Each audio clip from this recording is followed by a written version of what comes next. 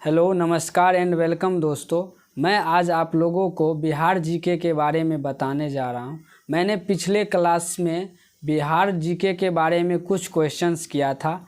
इससे आगे मैं आज बताने जा रहा हूं। आप लोग ध्यान दीजिएगा कि यहाँ लिखा गया है, निम्नलिखित में से बिहार से प्रकाशित होने वाला पहला समाचार पत्र कौन सा था। तो आप लोग याद कर लीजिएगा, इसको देख लीजिएगा। इसमें 4 ऑप्शन दिया रहेगा, तो आंसर क्या कर दीजिएगा, बिहार बंधु।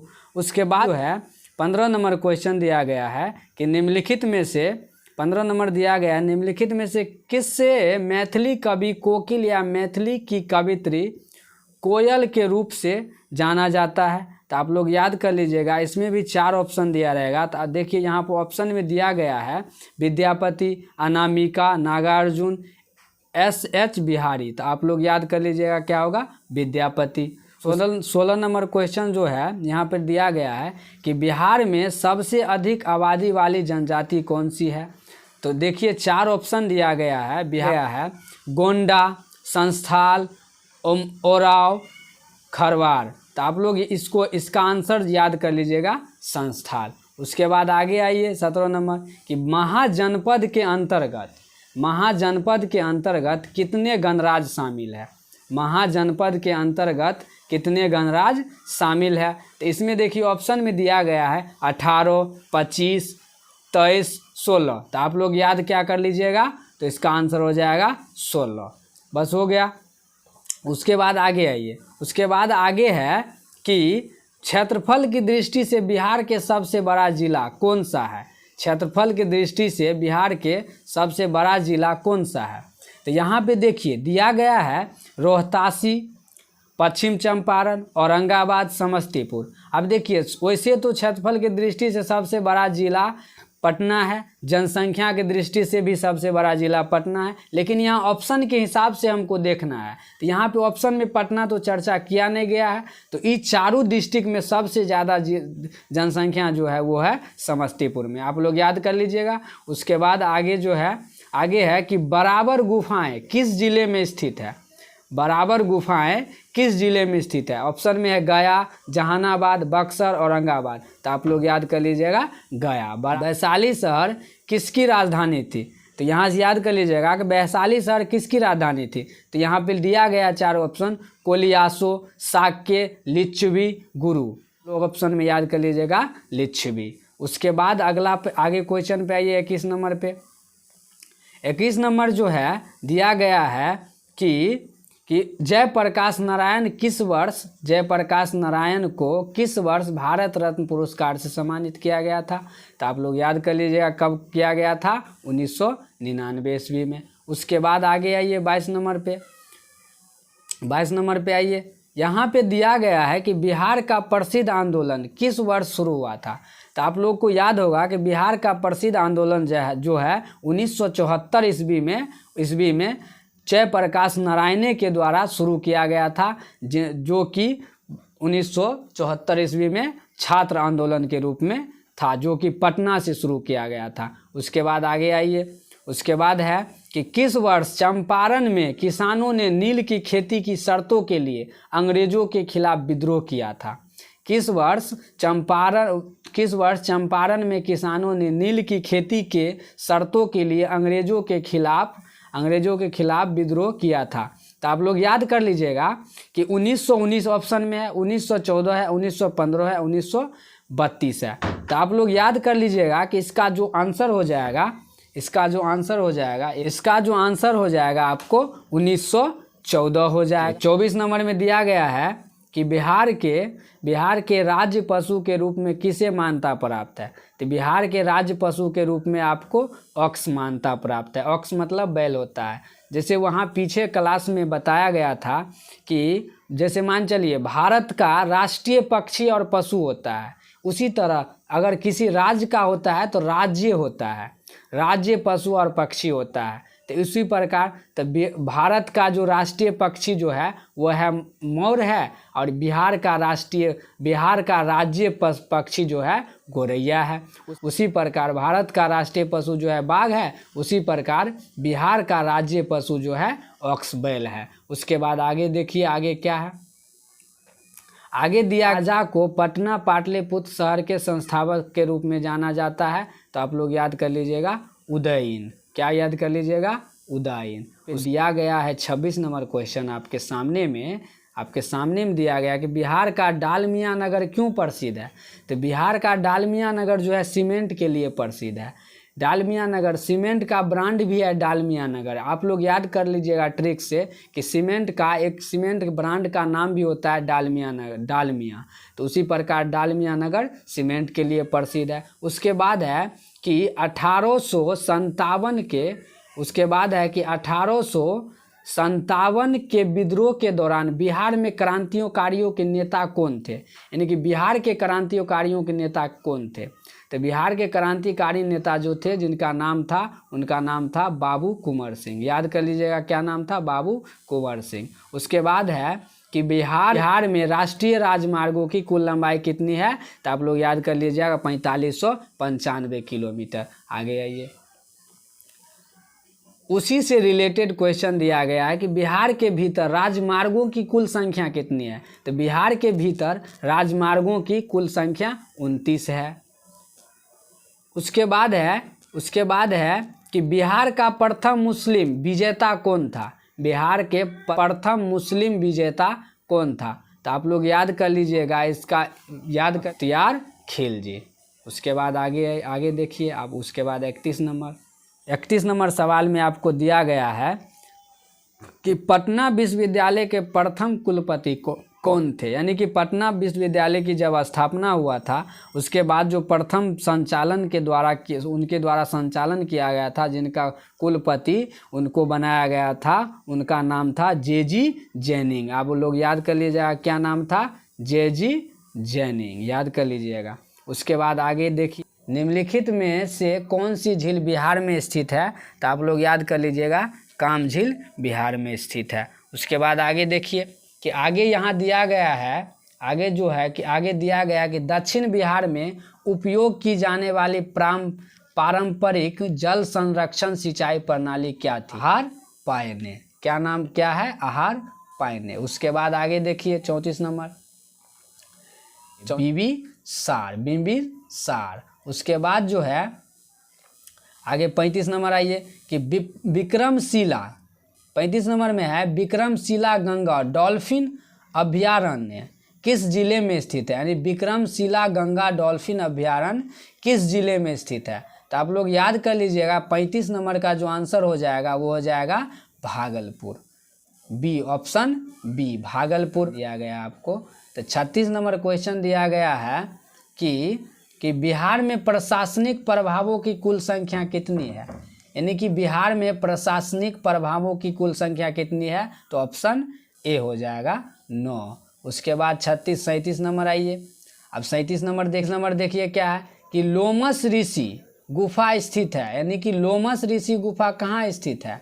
लोमस नाम है, लोमस ऋषि गुफा कहाँ स्थित है? जहानाबाद। ऑप्शन डी याद कर लीजिएगा। उसके बाद है अगला कि ब्रिटिश शासन के दौरान, आगे क्या दिया गया है कि ब्रिटिश शासन के दौरान बिहार में प्रत्येक 20 कट्ठा बीघा भूमि में से कितनी भूमि नील की खेती के लिए आरक्षित थी। तो आप लोगों को याद होगा कि वहाँ पे ब्रिटिश शासन के द्वारा जो उन नील की खेती के जो वाद किया जाता था उनका नाम था 3 कठिया विधि व्यवस्था। तो उसी से याद कर लीजिएगा 3 कट्ठा पर बीघा, 3 कठिया विधि व्यवस्था भी उसे कहा जाता था। तो याद कर लीजिएगा क्या इसका ऑप्शन हो जाएगा 3 कट्ठा, ऑप्शन ए। उसके बाद आगे देखिए, आगे दिया गया है कि चंपारण में नील की किसानों की दुर्दशा की और गांधी जी का ध्यान किसने आकर्षित किया, यानी किसने आकर्षित किया। तो आप लोग इसको देख लीजिएगा कि इसका ऑप्शन जो हो जाएगा, इसका ऑप्शन क्या हो जाएगा?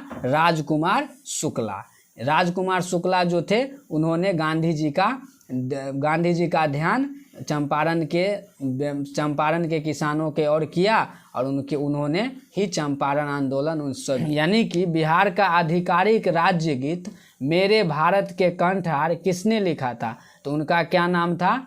याद कर लीजिए उनका क्या नाम था? Satyanarayan, option A. उसके बाद 41 नंबर क्वेश्चन दिया गया है कि तेलहर जलप्रपात बिहार के किस जिले में स्थित है?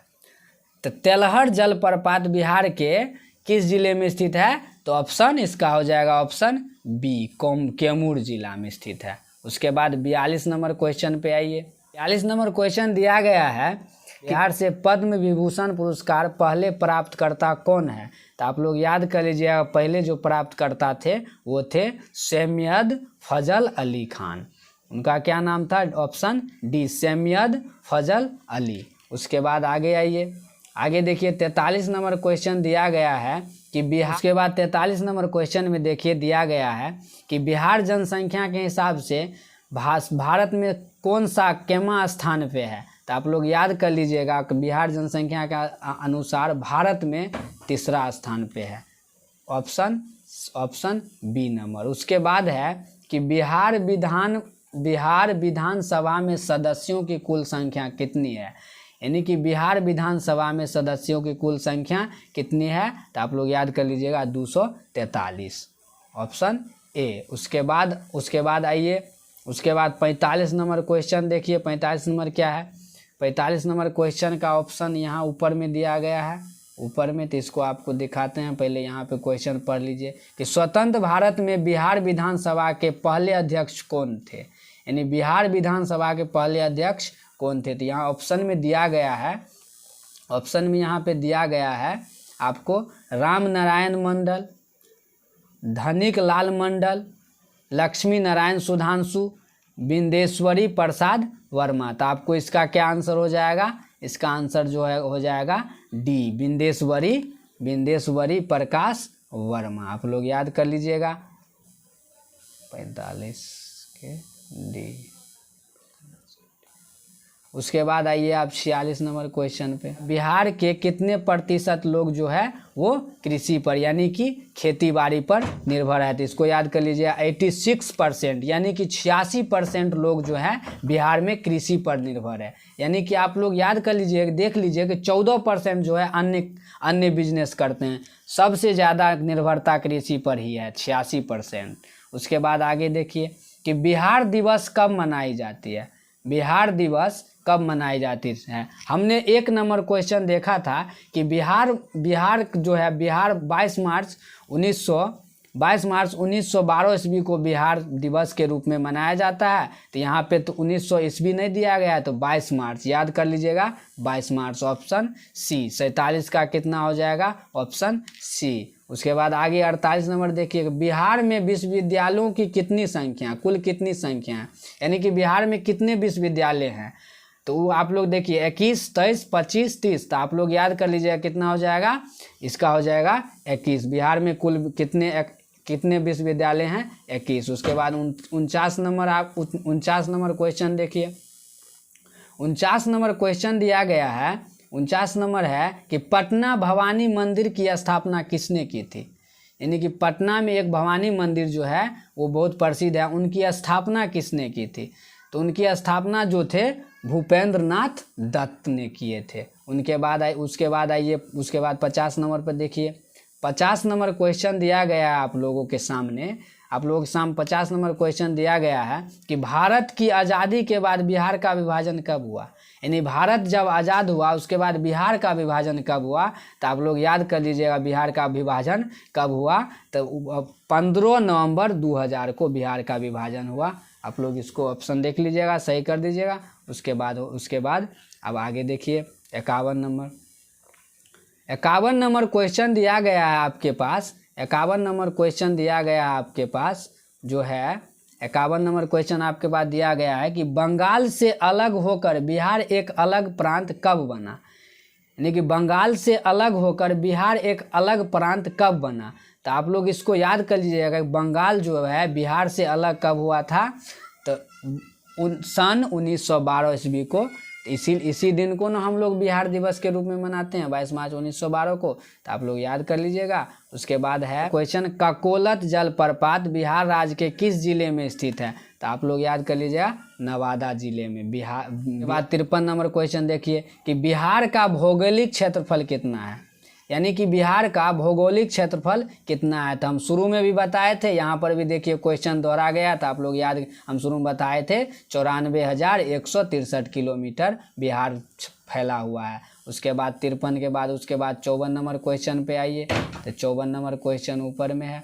उसके बाद है कि क्षेत्रफल के दृष्टि से भारत में बिहार का कौन सा स्थान है? क्षेत्रफल की दृष्टि से भारत में बिहार का कैमा स्थान है? तो क्षेत्रफल की दृष्टि से भारत में बिहार का कैमा स्थान है? 13वां स्थान है। उसके बाद है कि बिहार में सबसे कम जनसंख्या वाला जिला कौन सा है? यानी कि सबसे कम जनसंख्या बिहार में कौन सा जिला में है? तो आप लोग यहाँ इसको देख लीजिएगा कौन सा जिला में है, तो शेखपुरा में। उसके बाद है 55 नंबर क्वेश्चन दिया गया है कि बिहार राज्य में कुल कितने प्रमंडल हैं? तो बिहार राज्य में जो है कुल कितने प्रमंडल है? तो आप लोग यहाँ से टिक कर लीजिएगा 9 प्रमंडल है। कितने? ऑप्शन नंबर सी 9 प्रमंडल है। उसके बाद है कि क्षेत्रफल की दृष्टि से बिहार का सबसे बड़ा जिला कौन सा है? देखिए यहाँ पे आ गया, यहाँ पे ऑप्शन के हिसाब से हम बोले थे आपको ऑप्शन के हिसाब से देखना है, तो यहाँ पर देखिए पटना दिया गया है, तो चुपचाप इसमें ऑप्शन क्या मार दीजिएगा? चुपचाप पटना। उसके बाद है कि 58 नंबर क्वेश्चन देखिए दिया गया है कि वर्ष 2011 की जनगणना के अनुसार जनसंख्या की दृष्टि से बिहार भारत का सबसे बड़ा कैमा राज्य था? तीसरा, चौथा, 5वां, 7वां? तो आप लोग इसको याद कर लीजिए 58 नंबर क्वेश्चन का तीसरा। उसके बाद आइए 58 के बाद उसके बाद 59 पे आइए। 59 पे क्या है कि बिहार में नमक सत्याग्रह कब शुरू किया गया था? बिहार में नमक सत्याग्रह आंदोलन कब प्रारंभ हुआ?